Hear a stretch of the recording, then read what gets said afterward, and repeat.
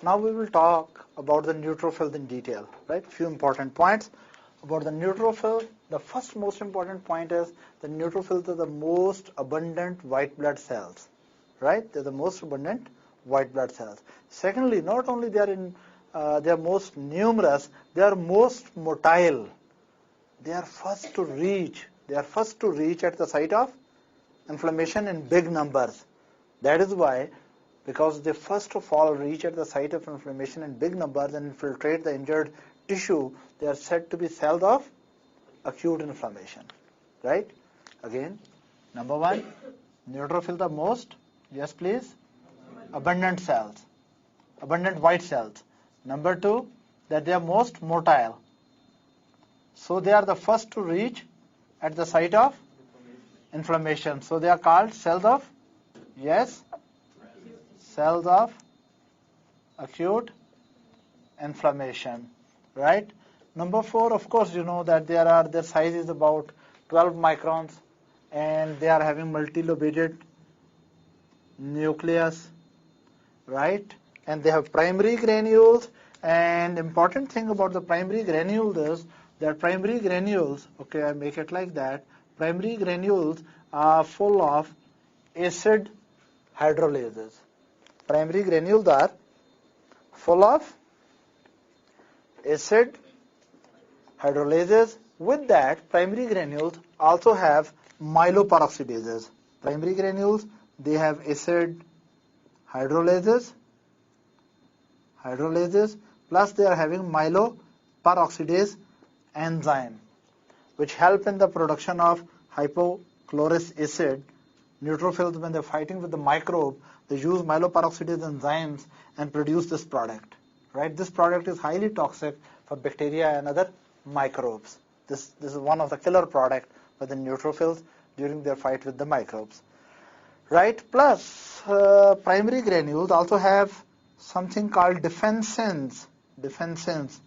These are special protein molecules which are concentrated in primary granules, defensins, and they work functionally like immunoglobulins.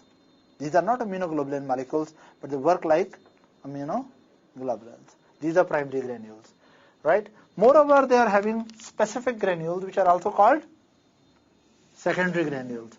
Already you know what were the different names of primary granules? The four names of them. They are called primary granules. They are also called non-specific granules. They are also called xerophilic granules, and they are also called lysosomes, right? So these are the primary granules, and they do have secondary granules as well, right?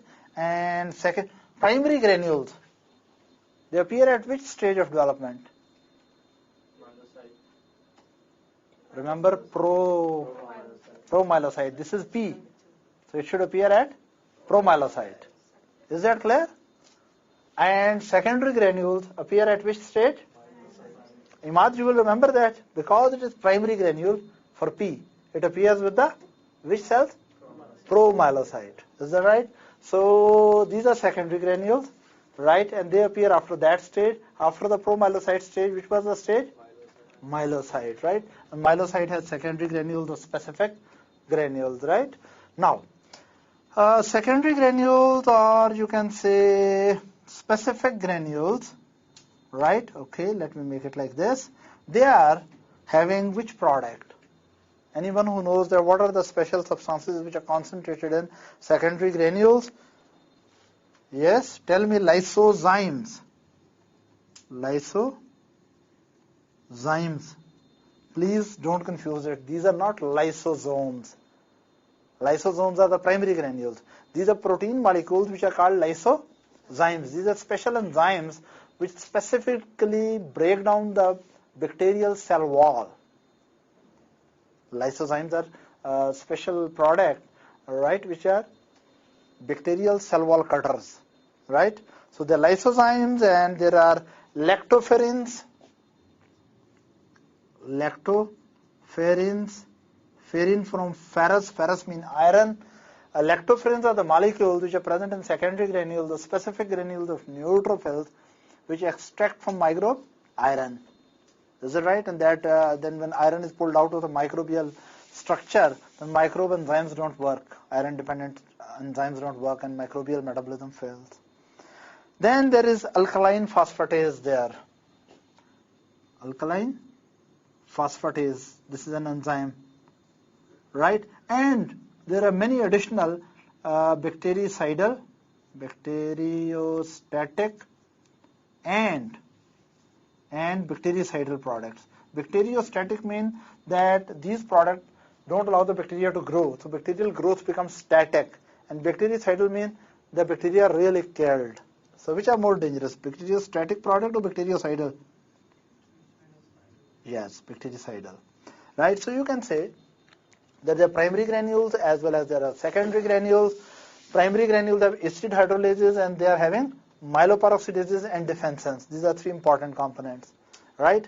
And then secondary granules or specific granules, they are having lysozymes, not zomes. Lysozyme are enzyme. Lactoferrins, alkaline phosphatase, and many other bacteriostatic and bactericidal products. And neutrophil has specifically tertiary granules also, right? Tertiary granules. And tertiary granules have which product? Yes, who will tell me? Tertiary granules have special cutters, enzymes. You know, when neutrophils come out of the blood, they have move through the connective tissue. When neutrophils come out of the circulation, they have to burrow their way or make their way through the connective tissue to accumulate at the focus of injury. So these are the tertiary granules, which are certain enzymes which can help the neutrophil to digest our connective tissue, so that through the connective tissue, like rabbits, they can make their way.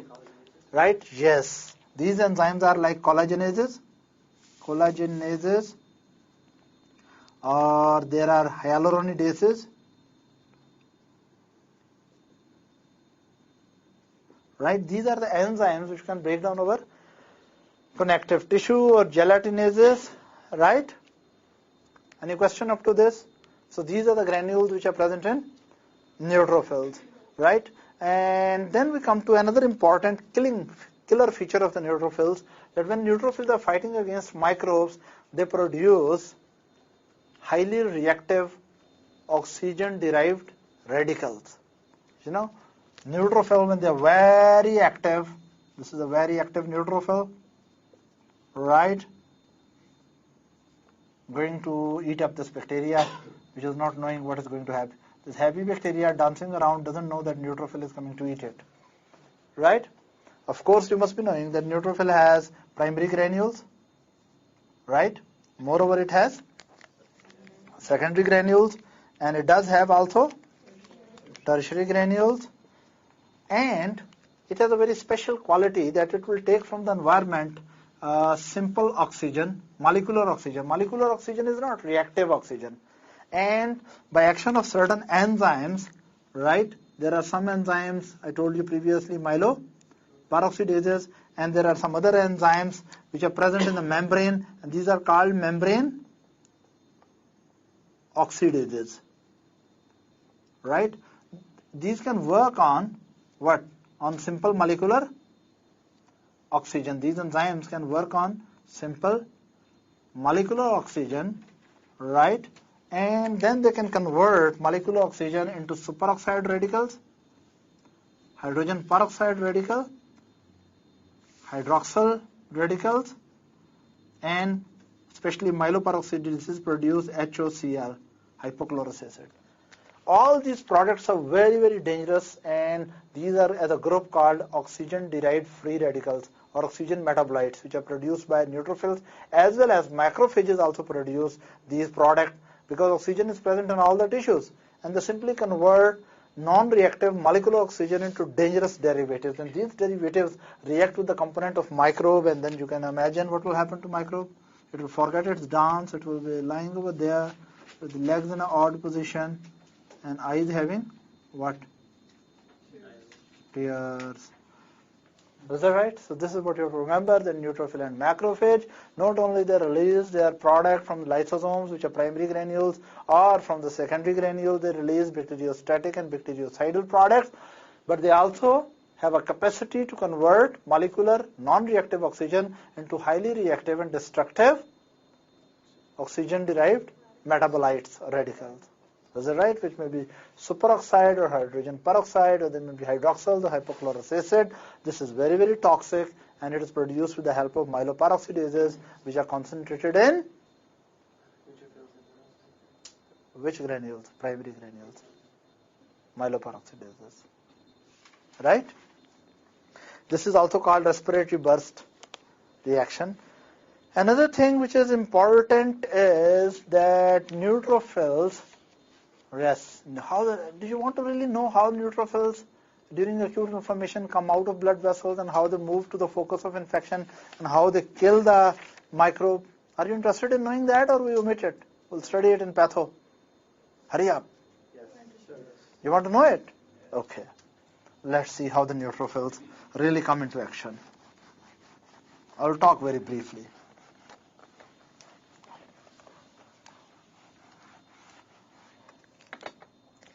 Let's suppose here is your circulation.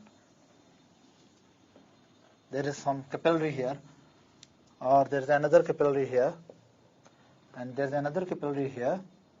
And let's suppose here are your cells, right? And a dangerous bacteria come here. These bacteria are supposed pyogenic bacteria, very, very toxic. These bacteria start damaging your cells, right? Of course, when tissue is damaged, we say tissue gets inflamed. And during acute inflammation, neutrophils from the circulation should rush towards the site of injury to eat up the bacteria as well as destroy and eat up the bacteria, and also to remove the injured cells. Is that right? What really happens when, suppose we are taking an example of staphylococcal bacteria, which is coming here, or any pus-producing bacteria, right? And those bacteria are damaging your cells, right? When cells are injured, they produce the products which are called chemical mediators of inflammation. What are they called? Chemical mediators of inflammation. So injured cells produce a lot of products, especially mast cells. The mast cells which are present around the blood vessels, and when mast cells are injured, right, they release prostaglandins, leukotrienes, histamines, interleukins, and many other products, right? And those products will control the different steps of inflammation. During inflammatory process, number one, arterioles dilate. So in injured area, when arterioles will dilate, blood flow will be increased. So there is increased blood flow. That is why injured area become red and hot, right? Because at the site of injury, lot of chemical mediators of inflammation are produced. Many of these are arteriolodilators. So blood flow in injured area increases. Secondly, a very important change occurs in endothelial cells. These are the healthy endothelial cells, right? As soon as chemical mediators come and work on the endothelial cells, normal endothelial cells have receptors for many chemical products of inflammation, many chemical mediators. Now what really happens, let's suppose histamine come. Histamine will work on in its receptors. Prostaglandins will work over here. Tumor necrotic factor will work over here. So many chemical products which are produced by in the zone of inflammation, they work on the nearby endothelial cells, and endothelial cells undergo changes. Number one, they shrink. When they shrink, right, every endothelial cell, when multiple endothelial cells shrink, they produce interendothelial gaps. Endothelial cell produce interendothelial gaps. And through this gap, lot of protein-rich fluid will come over here. Right? When lot of protein-rich fluid will come over here, this area will develop swelling. Already it was red and hot, and now it will become swollen because its microcirculation around this injured area has become more permeable. I'm not teaching you inflammation, just a little bit talk about how the neutrophils come there. So again, whatever the cause of injury, this tissue is acutely inflamed. In this tissue, injured cell and injured mast cells, and maybe even white cells will also come. All of them produce chemical mediators of inflammation, chemical substances which mediate the different steps of inflammation. First step is there are vascular changes and then white blood changes. In vascular changes, there is arteriolodilation, and blood flow increase in this area become red and hot. Then what really happens, that chemical mediators of inflammation, many of them work on the endothelial cells. Endothelial cell shrink and they undergo morphological changes, and there is appearance of interendothelial gaps. Through that, because blood flow is more, so pressure in this area is more, at the top gaps are more, so protein-rich fluid comes out. And this protein-rich fluid which is coming out, this is also called exudate, and this produces swelling. Moreover, there is another change.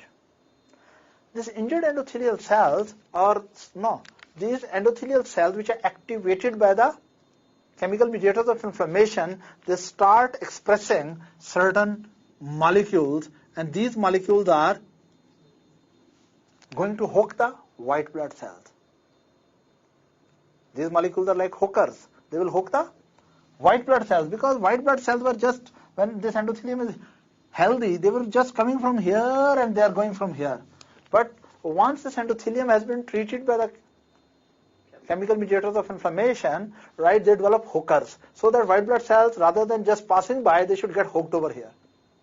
Is that right? Am I clear? They are not called hooker molecules, they are called adhesion molecules. Is that right? I don't want that you come up with special terminology, right? These molecules are called adhesion molecules. And look at it, these affairs are always bilateral, right? So meanwhile, when neutrophils are passing by this area, they are also under the influence of chemical mediators. They also develop corresponding adhesion molecules. This is what happens at the site of injury, right? The blood vessels dilate, blood flow increases, interendothelial gaps appear, especially histamine help the endothelial cell to shrink, and histamine act on these cells so that they develop adhesion molecules, and some of chemical mediators act on the passing neutrophils, and neutrophils also develop adhesion molecules.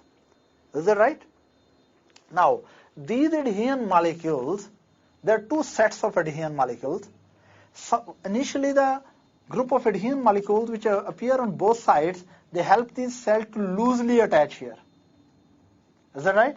And then second phase of adhesion develop when these cells tightly become adherent. Initially, the molecules which appear here, these are called selectins. What are these called? Selectins. They are going to select the white blood cells, especially neutrophils. And neutrophils have receptors, and these are called, sialylated sugars. Of course, you are selected by the sugary things, isn't it? When you meet first time, you want to be in good relation, you try to be very sweet. Is that right? Same happens here, that endothelial cell express the selectin molecules, and neutrophil are going to respond by sialylated sugar molecules, right? So these are the, you can say, sialylated sugar molecules. So what really happens, that this neutrophil has all over sialylated sugar molecules, and it is expressing different type of selectins. So in a way, in this zone of inflammation, endothelial cells are altered as well as neutrophils are altered. It's a different business going on in the street. So what will happen? That these cells which are normally moving in the central flow, in healthy blood flow, white blood cells are in the center, right? And red blood cells are on the sides. Because white blood cells are larger, red blood cells are smaller. The rule of life is that bigger things take the central role and smaller things are marginated. So in the healthy blood flow, bigger cells are white blood cells. So usually in a healthy blood flow, white blood cells are in the center of the flow. On the side, there are red blood cells. On more periphery, there are platelets. They are smaller, 1 to 2 micron. And extreme periphery with the endothelial cell, there is plasmatic zone, cell-free zone. This is how the normal blood flow is going on. But in site of inflammation, blood flow becomes more due to arteriolodilation, and a lot of fluid is exudating out. Do you think under these circumstances normal blood flow can be maintained, or blood flow will become really slow in this area? More blood coming to this area and less blood leaving. You know why? Because when blood is coming here due to arteriolodilation in bigger amount, but the fluid leaks out, so cells become concentrated, blood becomes viscous, So it will move out fastly or slowly? You know, these areas, traffic will become, Hassan, you must be knowing, traffic becomes slow. Is that right? Now, when traffic becomes slow in these areas, then what happens? RBCs come together. They're smaller, they cling together. And groups of RBCs become larger than individual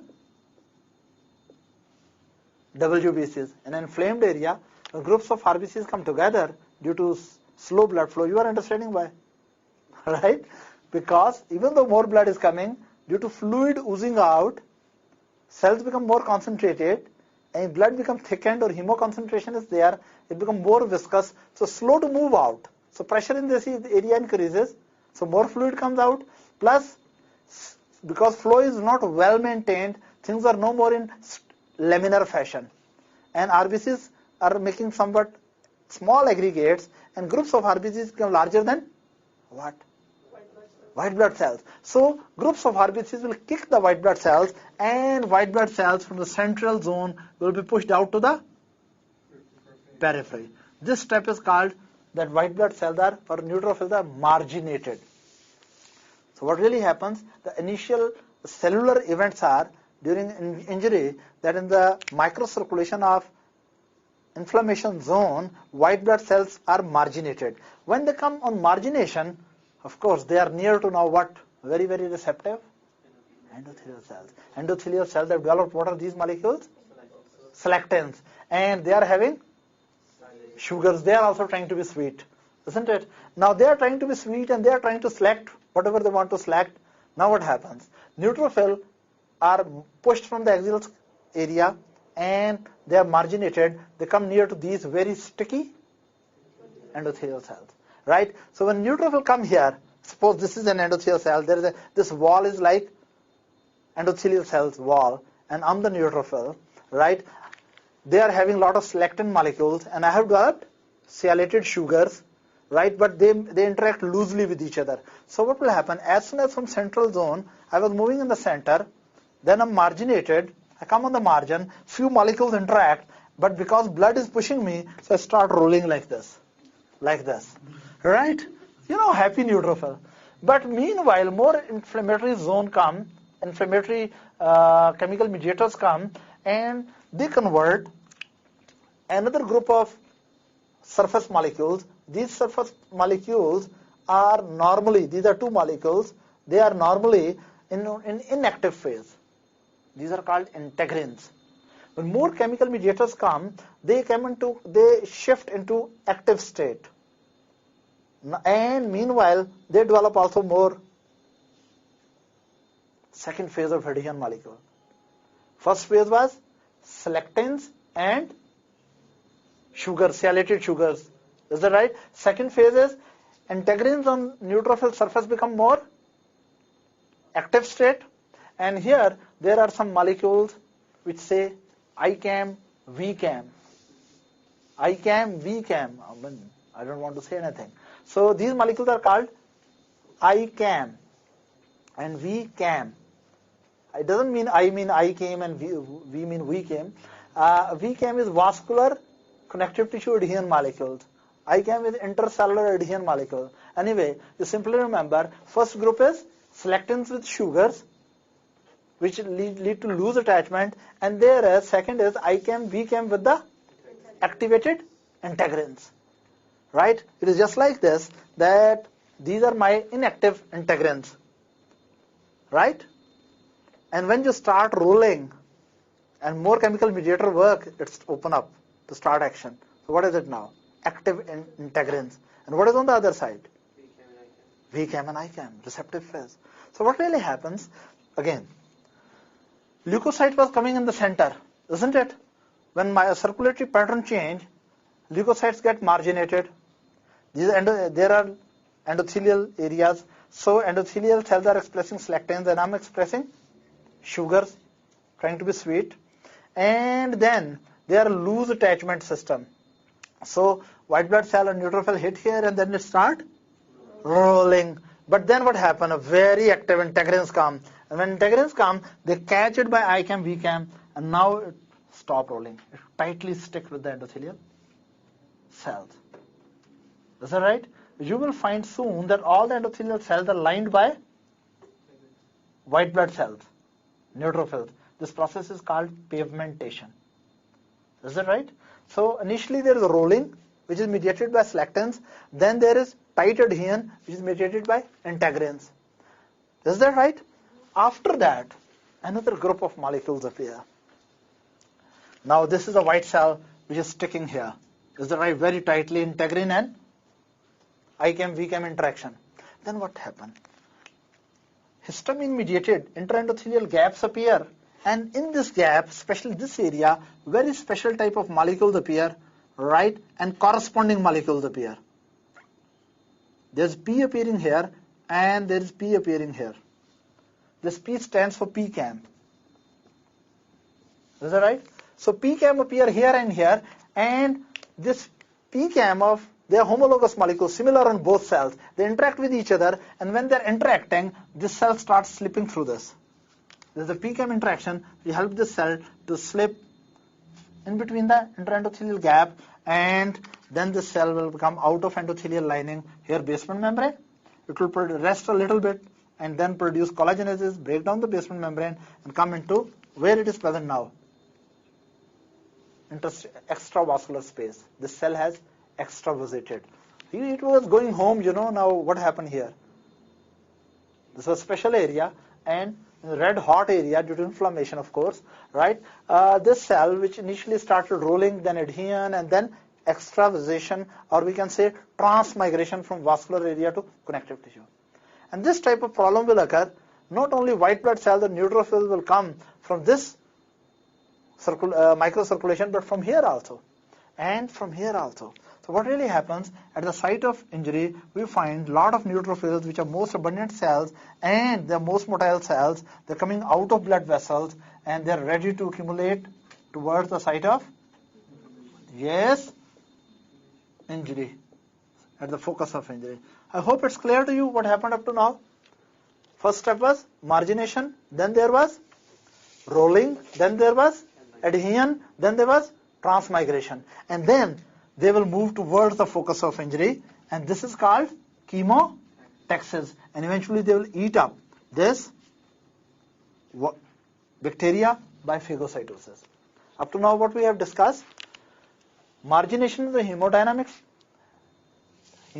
event, then rolling is mediated by selectins and sugars, then adhesion, tight adhesion and pavementation is mediated by integrins and ICAM-VCAM, and then transmigration is by corresponding PCAMs. And when it comes out, now they have to move towards the focus of injury. It means from here like this, and from here like that, from here. Now the question is that how the neutrophils know where to move, in which direction once they're out of circulatory system. How they know? They don't have eyes to see where the bacteria, and they don't have nose to smell, but they have chemical sensors. Because chemical substances, look, are being released by this zone of injury. These are chemical chemoattractants, like a good smell. Chemoattractant. There are many chemoattractants which help these cells to undergo chemotaxis. These classically, the chemoattractants you are supposed to know is C5A. It's a breakdown product of complement protein, and leukotriene B4.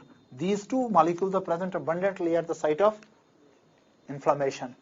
So what really happens, that these products concentration is increasing progressively towards the focus of injury, and these cells have receptors for these chemoattractants, which are also called chemotactic agents, or some bacterial products are also chemotactic agents. So neutrophils have receptors for chemotactic agents all over its surface, right? If chemotactic agent bind here, it start moving in that direction. If it bind here, it start moving in that direction.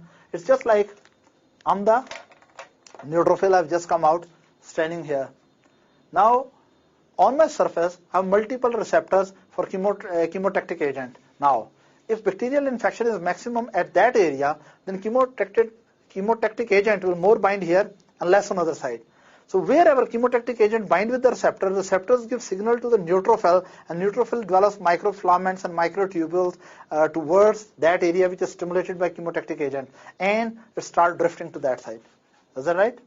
So what really happens, that first it will marginate, then it will roll with selectins and sugars, then it will integrate with integrins and PCAMs, ICAMs, and then it will move out through PCAM, right? And then wherever it is touched by the chemotactic agent, it start drifting to that side. This is called chemotaxis. What is chemotaxis? Directional movement of white blood cells determined by the concentration of chemotactic agents or chemical substances, right? Chemotactic agents. So by these things, it will eventually reach at the focus of injury. Once they have reached to the focus of injury, then they have to attach with the bacteria. For example, if this bacteria is producing injury, and then engulf it and destroy it.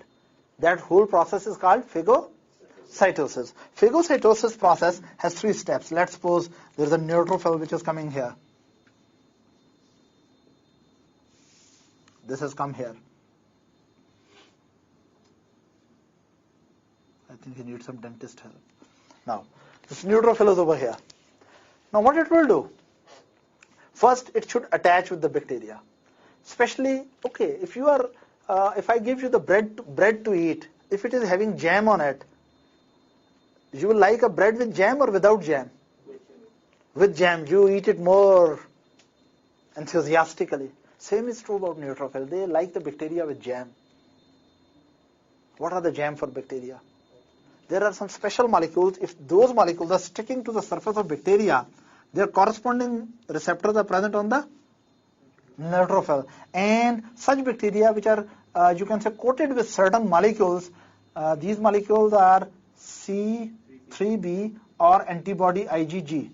If bacteria are coated by these molecules, such bacteria or such particulate matter is very eagerly, you can say, phagocytosed by or engulfed by the neutrophils and macrophages. Such molecules are called opsonins. What are these? Opsonins. Opsonins are the molecule which facilitate the phagocytosis. Is that right? Because on one side they can bind with the microbe, on other side they can stick, they have receptors on the neutrophil or macrophage. So you can say, now it opens its mouth, right? And this bacteria is very, very sad. Why it is so sad? Because it is already having the opsonin in it, and here's the opsonin receptors. So as soon as these two interact, this membrane becomes very active and put pseudopores around it and engulf it. During this process, as you know, there are myeloperoxidases and membrane-bound oxidases. So there are so many ways to kill it, right? One way is that it converts the molecular oxygen into superoxides or hydrogen peroxide or, yes please, hydroxyls or HCl. So all these products are very bad for bacteria.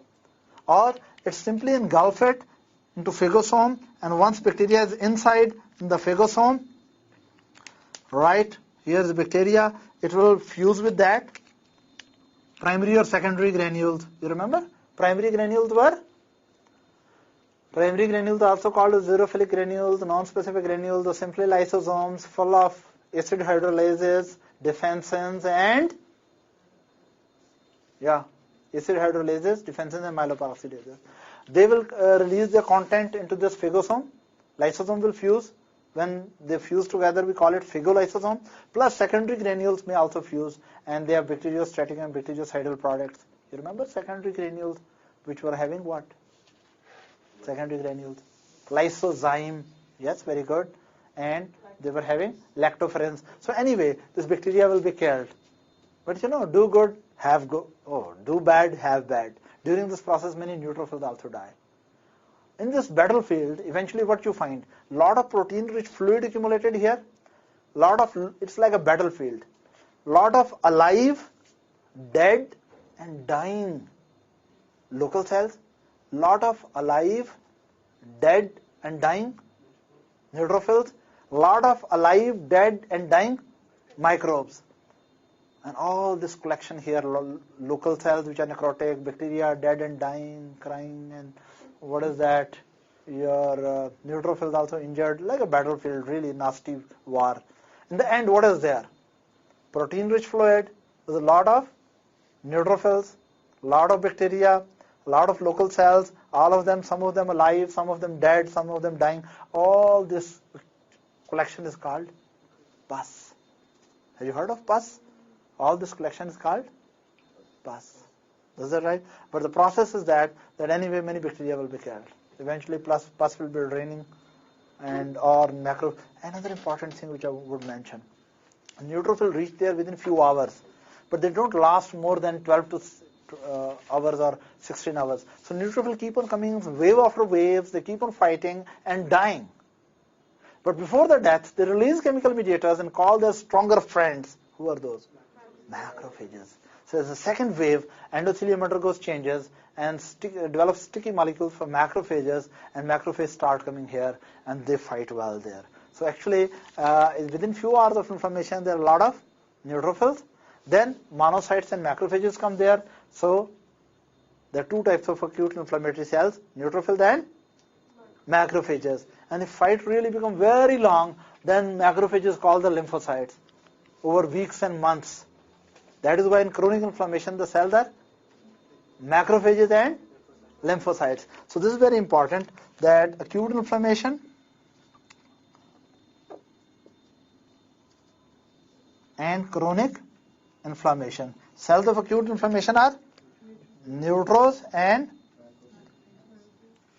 macros. Monocytes convert into macrophages, they come into when they come into tissue.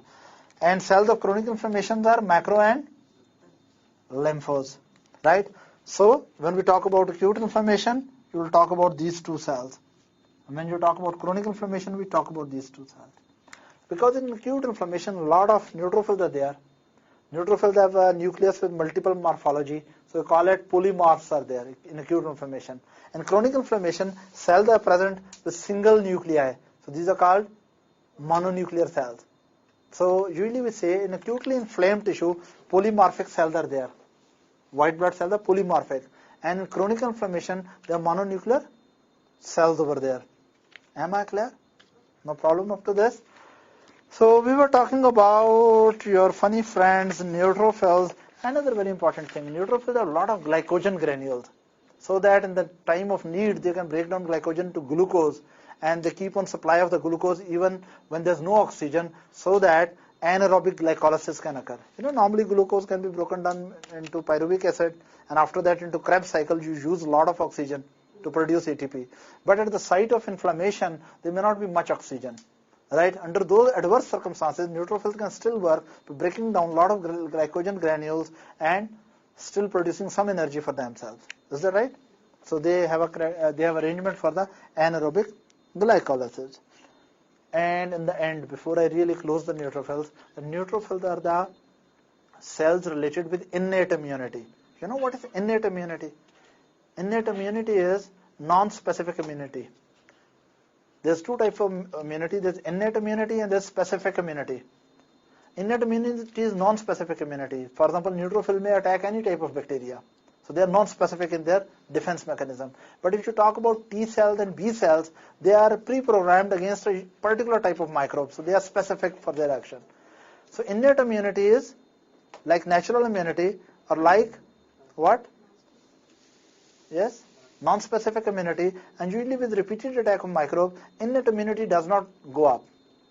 Right? Classical cells in innate immunity are your neutrophils, monocytes, and macrophages, and of course natural killer cells. These are the cells of innate immunity. But the cells of specific immunity, which is also called adaptive immunity, the cells are T cells and B cells and plasma cells, which are active B cells and producing antibodies. Is that right? After repeated attacks, specific immunity gets a boost. It becomes progressively more stronger. But innate immunity remains at the same level. So again, innate immunity is the first line of defense against microbes. Specific immunity is activated after the little time. Secondly, innate immunity is naturally present and it non-specifically protects the body against multiple microbes. Specific immunity wing. So the certain components like certain T cells and B cells only work against a specific organism or antigen. Innate immunity with repeated attack does not augment or amplify, but specific immunity or adaptive immunity with repeated attack of a single antigen coming in the body, they get amplified in their response. Innate immunity does not have any memory. Specific immunity does have memory. Innate immunity is phylogenetically old type of defense. Specific immunity is a modern type of defense mechanism in our body. The cells of innate immunity are, yes, neutrophils, macrophages, and natural killer cells. You remember natural killer lymphocytes may attack any cell, many different type of cells. And cells of the specific immunity are especially T cells and B cells and activated B cells producing antibodies, which are called plasma cells. Let's have a break.